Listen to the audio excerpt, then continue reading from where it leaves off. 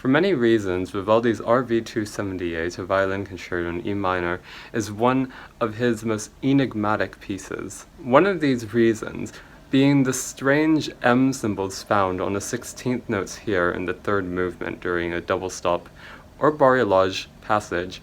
To me, it's not really clear how exactly this passage is supposed to be performed given the notation. I've seen it performed as barrelage, but the 16th notes being written like this, and not as eighth notes like in other barrelage passages in Vivaldi, don't really, to me at least, seem to imply a sort of barrelage pattern, so they may be double stops. It is worth mentioning the possibility that this is barrelage but extremely fast barrelage, which is why he might be using 16th notes.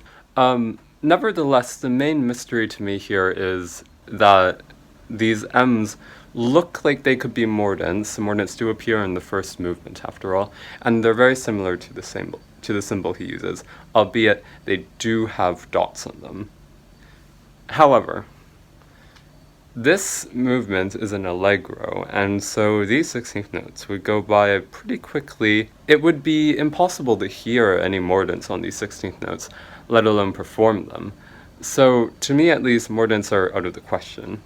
Now, I actually consulted a professor a few years ago, or a couple of years ago, Dr. Conneval, and he's an intellectual historian, so his specialty isn't early music, to be fair, but he does know a lot about music, and he does know a lot about early music. So I asked him, he said that it could be a bowing technique, but he's not really sure.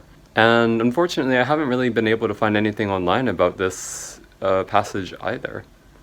It's a mystery. If you know anything or have any ideas on what this could mean, do let me know. It's truly a mystery, and it's been nagging at me for years now.